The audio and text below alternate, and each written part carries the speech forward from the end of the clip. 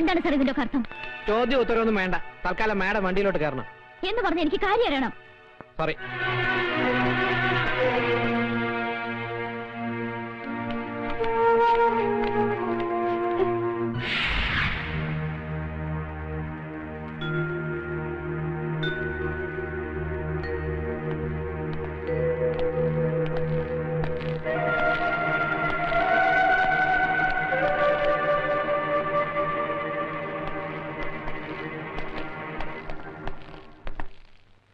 ക്ഷമിക്കണം മിസ് അശ്വതി മേനൻ, ഒരു സാമൂഹ്യ പ്രവർത്തകയും അഭിഭാഷകയുമായ നിങ്ങളോട് ഞാൻ കാണിച്ചത് അനീതിയാണെന്ന് എനിക്കറിയാം. I am really sorry for that. പക്ഷേ വേണ്ടി വന്നു. നോ, ഇത് ഗുണ്ടായിസമാണ്. നിങ്ങൾ നോക്കിക്കോ, ഞാൻ ഇതിനെതിരെ പ്രതികരിക്കും. പ്രതികരിച്ചോളൂ. പക്ഷേ അതിനു മുമ്പ് എനിക്ക് പറയാനുള്ളത് മുഴുവൻ നിങ്ങൾ കേൾക്കണം, കേട്ടേ പറ്റൂ. 2 വർഷം മുമ്പ് coast guard inspector Rajasekharan Nair ദാരുണമായി കൊല ചെയ്യപ്പെട്ടു. അതിന് അദ്ദേഹം ചെയ്ത കുറ്റം, വധിക്കപ്പെടുന്നതിന് ഏതാനും ദിവസം മുമ്പ് സ്ഫോടക വസ്തുക്കളുമായി തീരത്തണഞ്ഞ ഒരു ബോട്ട് കസ്റ്റഡിയിലെടുത്തു. അതിൽ നിന്നും പിടിച്ചെടുത്ത സ്ഫോടക വസ്തുക്കൾ രായ്ക്ക് രാമാനം വെറും ഓലപ്പടക്കങ്ങളാണെന്ന് തെളിയിക്കാൻ അതിന്റെ സൂത്രധാരന്മാർക്ക് കഴിഞ്ഞു. പക്ഷേ രാജശേഖരന്റെ കൊലപാതകയെ അശ്വതി മേനൻ എന്ന അഡ്വക്കേറ്റിന്റെ ബുദ്ധിയും മെടുക്കും കണ്ട് കോടതി വെറുതെ വിട്ടു. ആ പ്രതിയുടെ പേരാണ് ആമിർ അലി. ഒരിക്കൽ ഞാൻ ചോദിച്ചു, അന്ന് അവനെ സഹായിക്കാൻ കരുത്തരായ ആരെങ്കിലും നിങ്ങളെ സമീപിച്ചിട്ടുണ്ടോ എന്ന്. അത് നിങ്ങൾ ഒഴിഞ്ഞു മാറി. എനിക്കറിയാം അങ്ങനെ ആരോ നിങ്ങളെ സമീപിച്ചിട്ടുണ്ട്. എന്താണ് അയാളുടെ പേര്? ആ പേര് പറയിക്കാൻ ഇങ്ങനൊരു മാർഗം വേണ്ടിയിരുന്നില്ല അമർനാഥ്. ഒരേ ക്ലാസ്സിലിരുന്ന് പഠിച്ചവരാണ് നമ്മൾ. പഠിച്ച പാഠങ്ങൾ മനഃപ്പാഠമാക്കാൻ പരസ്പരം ബാധിച്ചിട്ടുണ്ട് പലപ്പോഴും. ആ അമർനാഥാണോ ഒരു ശത്രുവിനെ പോലെ, ഒരു കുറ്റവാളിയെ പോലെ? എന്നെ അമർനാഥിന് അറിയില്ലേ? സോറി, ഒരു ദൗത്യം ഏറ്റെടുത്താണ് ഞാൻ ഇവിടെ വന്നത്. പക്ഷേ ഞാൻ തോറ്റുപോയി. എന്നെ തോൽപ്പിച്ചവരുടെ കൂട്ടത്തിൽ താൻ ഉണ്ടാകരുതെന്ന് ഞാൻ ആഗ്രഹിച്ചു. ഒരു വട്ടമെങ്കിലും ജയിക്കാൻ, ഒരു സമൂഹത്തെ മുഴുവൻ രക്ഷിക്കാൻ ഒരു കച്ചിത്തുരുമ്പാണ് എനിക്ക് ആ പേര്. Please please tell me. നിങ്ങൾ എന്നെ ഒരുപാട് തെറ്റിദ്ധരിച്ചിരിക്കുകയാണ്. ആ കേസ് വാദിച്ചതിലൂടെ രാജ്യദ്രോഹികളാണ് ഞാൻ രക്ഷിച്ചതെന്ന് എനിക്കറിയില്ലായിരുന്നു. ഒരു പ്രതിക്ക് വേണ്ടി കോടതിയിൽ ഹാജരാകുക, കേസ് ജയിക്കുക, അഡ്വക്കേറ്റ് എന്ന നിലയിൽ പ്രശസ്തി നേടുക, പിന്നെ ഞാൻ ഒരുപാട് ഇഷ്ടപ്പെടുന്ന ഒരാളിന്റെ സുഹൃത്ത്, അനുയായി, സന്തത സഹചാരി. അയാൾ വന്ന് കാലു പിടിച്ചപ്പോ ആരാണ്?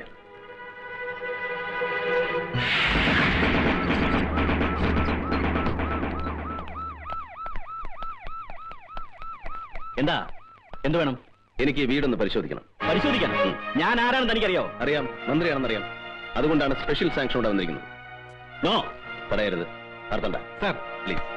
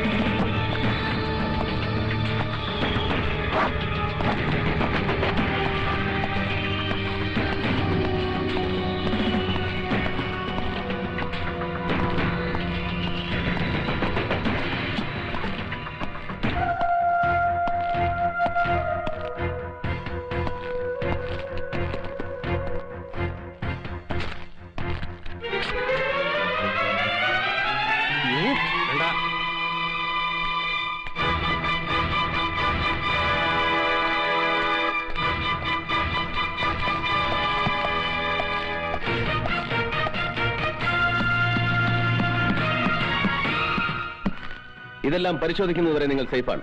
അതിനിടയിൽ അതിബുദ്ധി കാണിക്കാൻ ശ്രമിച്ചാൽ നാളെ ഇത് പത്രത്തിൽ വാർത്തയാകും. Be careful. കം.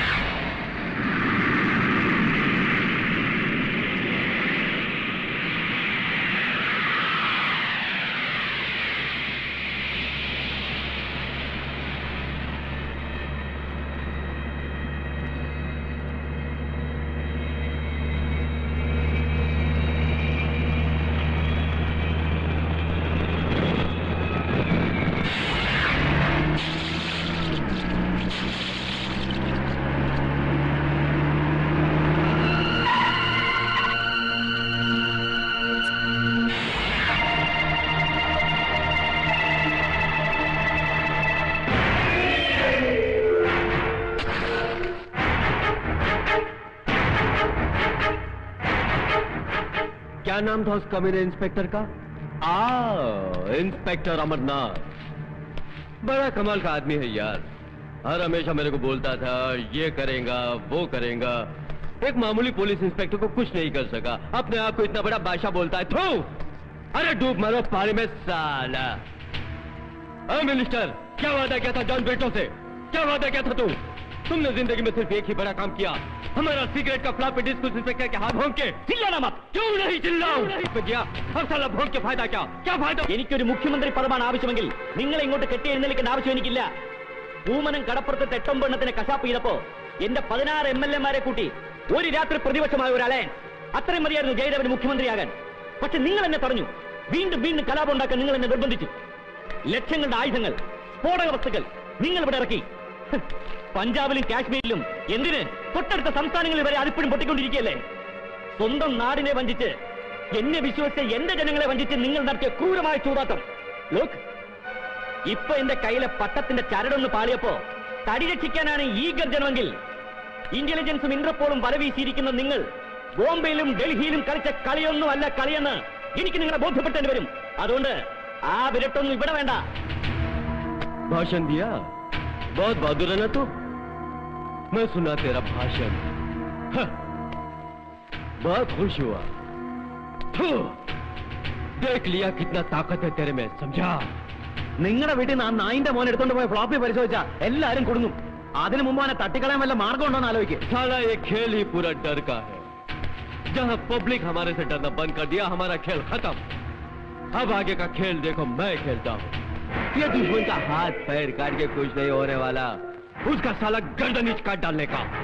और वो गर्दन मैं काटेगा.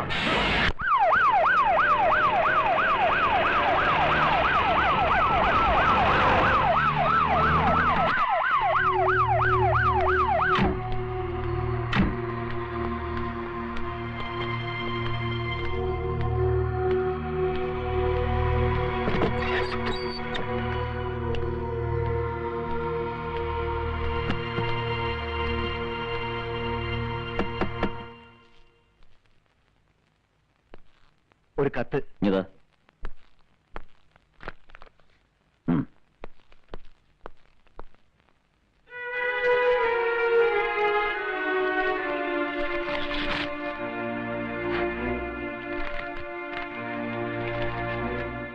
ഞാനിപ്പോൾ ശത്രുവിന്റെ പട്ടികയിലാണെന്ന് എനിക്കറിയാം. എങ്കിലും ആവശ്യപ്പെടുകയാണ്, വിരോധമില്ലെങ്കിൽ ഒന്നിന്റെ വീട് വരെ വരാമോ? മുന്തിരിയിട്ടല്ല, പഴയ അബ്ദുൾ റഹീമായി. പക്ഷെ ചില രഹസ്യങ്ങൾ അത് പറഞ്ഞേ പറ്റൂ എന്ന് സ്വന്തം അശോകി.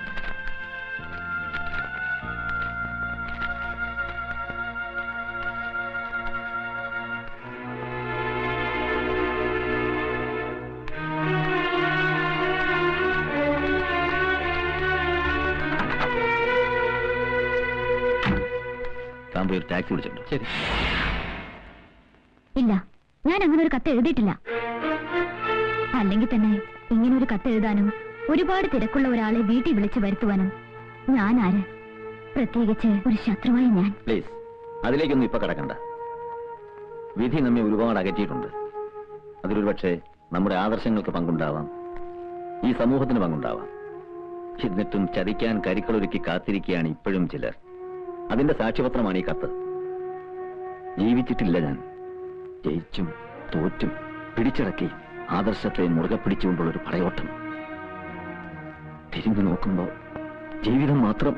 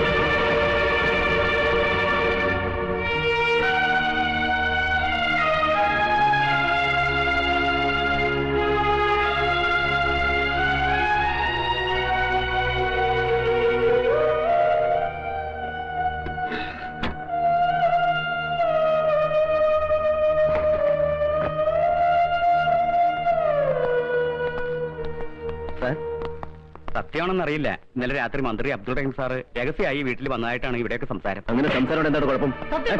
ദേഷ്യപ്പെടുന്നത് താൻ വെറുതെ ആളുകളോട് ചൂടാകണ്ട. പ്രശ്നത്തിന്റെ പോക്ക് മുഴുവൻ അബ്ദുൾ റഹീം സാറിന്റെ ലക്ഷ്യം വെച്ച.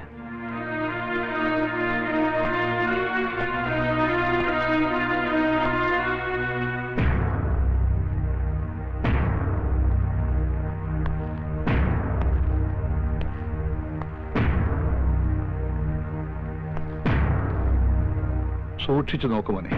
ഈ ഫോട്ടോയിൽ കാണുന്ന സാറ് തന്നെയല്ലേ ആന്റിയെ കാണാൻ അവിടെ വന്നത്? അതെ. വേറെ ആരും അവിടെ വന്നിട്ടില്ലല്ലോ. ഇല്ല. അയാൾ വന്ന് എന്തോ ആന്റിയോട് ചൂടായി സംസാരിച്ചു അല്ലേ മോനെ? മോൻ പറഞ്ഞു. ഇത് കൊച്ചുകുട്ടിയല്ലേ സാർ, അവർ തമ്മിൽ സംസാരിക്കുന്ന ഇടയ്ക്ക് ഉറങ്ങിപ്പോയിന്ന് ഈ കുട്ടി തന്നെ പറഞ്ഞില്ലേ സാർ? മിസ്റ്റർ രാമേന്ദ്രൻ, ക്രൈംബ്രാഞ്ചിന് കൈമാറിയ ഒരു കേസാണിത്. പിന്നെ നിങ്ങളെയൊക്കെ വിളിപ്പിച്ചത് സംഭവങ്ങളുടെ പ്രീവിയസ് പൊസിഷൻ എന്തായിരുന്നു അറിയാനാ, അല്ലാതെ ആരോടൊക്കെ എന്തൊക്കെ ചോദിക്കണം, എങ്ങനെ അന്വേഷിക്കണം എന്നുള്ള ബുദ്ധി പറഞ്ഞു തരാൻ വേണ്ടിയല്ല. സാർ 4ാം ക്ലാസ്സിൽ പഠിക്കുന്ന ഒരു കുട്ടിയാണത്. നിങ്ങൾ എന്തിനാ ഇമോഷണൽ ആകണം മിസ്റ്റർ? ഇമോഷണൽ ആവും സാർ. കാരണം പലപ്പോഴും ഇയാൾ ഒരുപാട് സംരക്ഷിച്ചുള്ളൊരു മിനിസ്റ്ററാ. ഒരാപത്ത് വരുമ്പോ പിന്നെ തിരിച്ചു നന്ദി കാണിക്കണമല്ലോ, അല്ലേ? അത് തോന്നിയത് കൊണ്ടാണ് ഈ കേസ് ഇത്രയും പെട്ടെന്ന് ക്രൈംബ്രാഞ്ചിന്റെ കൈകളിൽ എത്തിയത്. അതിനെക്കുറിച്ചൊന്നും പറഞ്ഞു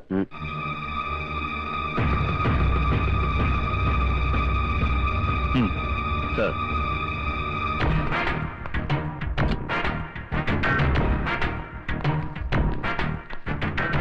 ഇതാണ് സാർ മിനിസ്റ്ററുടെ PA. താനല്ലേ മിനിസ്റ്റർക്ക് ടൂറിസ്റ്റ് ആക്ട് വിളിച്ചു കൊടുത്തത്? കാർ വിളിച്ചു കൊടുത്തു. പക്ഷേ എന്താ ഒരു പക്ഷേ? വിളിച്ചു കൊടുത്തില്ലേ? അതിന്റെ അർത്ഥം മിനിസ്റ്റർ ആ വീട്ടിൽ പോയി എന്നല്ലടോ. അങ്ങോട്ടേക്കാണ് പോയത്. പക്ഷേ പിന്നെ എന്താ ഒരു പക്ഷേ? വയ്ക്കോ.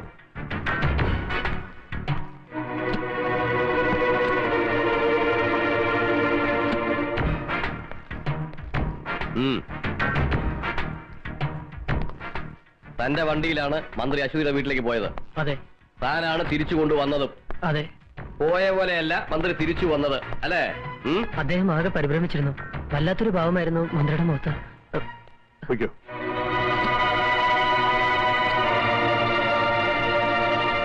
സാർ, മിനിസ്റ്റർക്ക് ആ പെണ്ണിനോട് വേറെയും ശത്രുതയുണ്ട്. അദ്ദേഹത്തിനെതിരെ പ്രകടനം നയിക്കുക, പരസ്യമായി വെല്ലുവിളി നടത്തുക, അതും പഴയ കാമുകി. അല്ലായിരുന്നെങ്കിൽ ഒരിക്കലും അസമയത്ത്, അതും മറ്റാരെയും കൂടാതെ അദ്ദേഹം അവിടെ പോകുമായിരുന്നില്ല.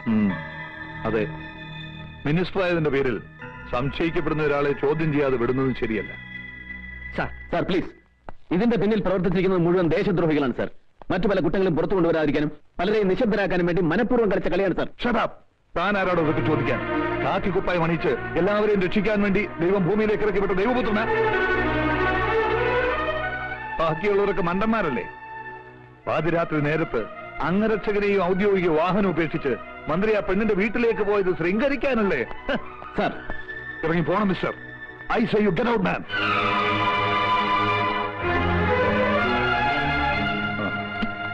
തൽക്കാലം അബ്ദുൾ റഹീമിനെ കസ്റ്റഡിയിലെടുക്കാൻ വേണ്ട നടപടികൾ പൂർത്തിയാക്കിയതിനു ശേഷം എന്നെ അറിയിക്കൂ. കസ്റ്റഡിയിലെടുക്കാൻ പോകുമ്പോ പ്രകോപനം ഉണ്ടായേക്കാം. Then you seek their help. Okay? Sir.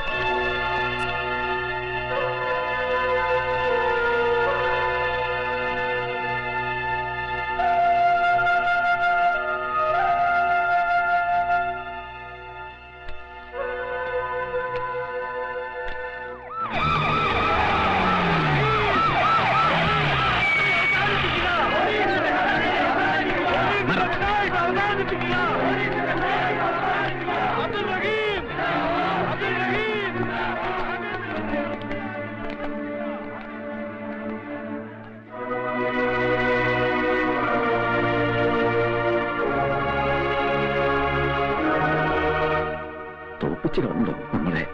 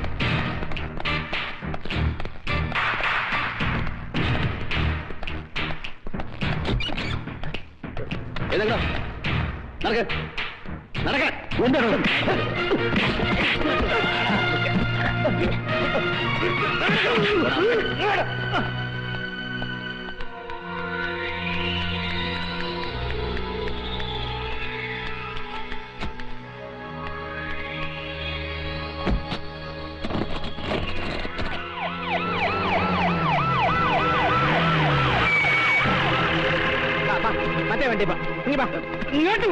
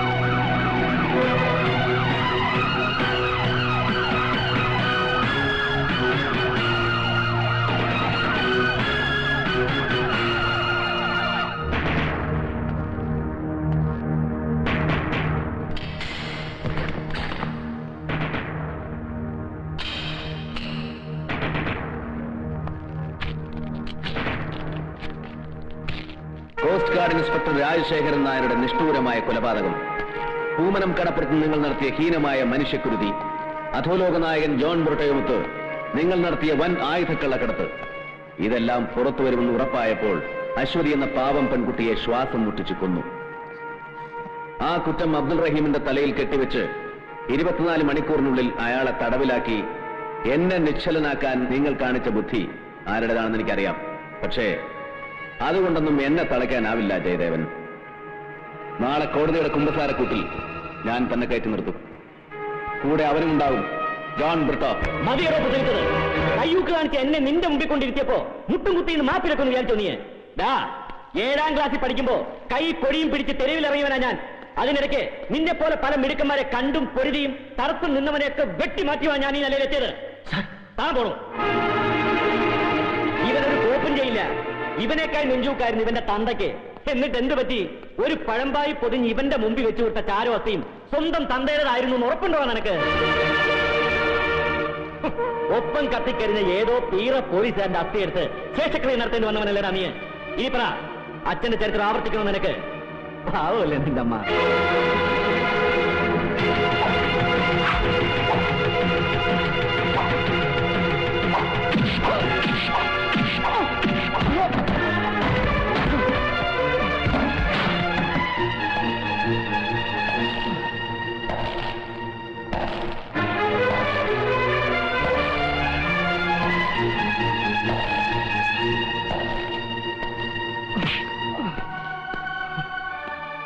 ആ അസ്ഥിയും ചാരവും പുണ്യതീർത്ഥത്തിൽ ഒഴുക്കുമ്പോഴും ആ ആത്മാവിന് ബലിയൂട്ടുമ്പോഴും കണ്ണു നിറച്ച് കാണാതെ പിരിഞ്ഞ അച്ഛനും സത്യം എന്റെ നെഞ്ചിലുണ്ടായിരുന്നു. 1000 വട്ടം ജന്മമെടുത്താലും അച്ഛനെന്ന വാക്കിന്റെ അർത്ഥവും പൊരുളും നിനക്ക് മനസ്സിലാവില്ല. അതറിയണമെങ്കിൽ ഒറ്റ തന്തയ്ക്ക് ജനിക്കണം.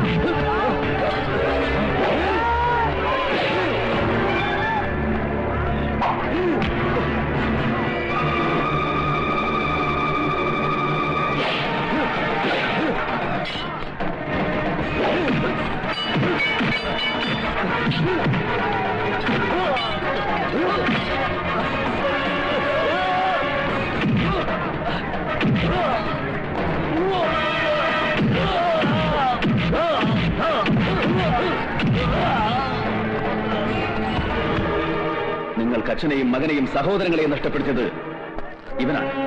മതത്തിന്റെയും ജാതിയുടെയും പേരിൽ ഇവിടെ നടന്ന കൂട്ടക്കൊലകളുടെ മുഴുവൻ പിന്നിൽ പ്രവർത്തിച്ചത് ഇവനാണ്.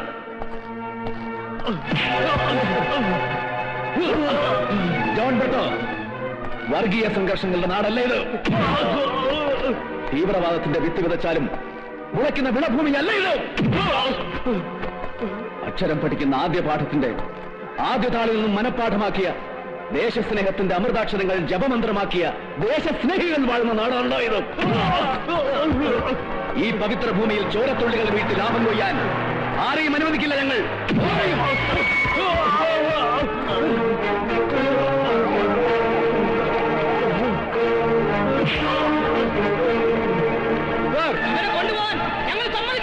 ഇവനെ ഞങ്ങൾക്ക് വേണം. ഇവരെ ഞങ്ങൾക്ക് വിട്ടുതരണം.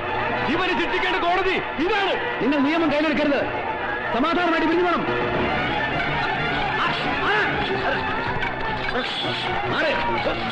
പിരിഞ്ഞു പോവാൻ പ്രശ്നം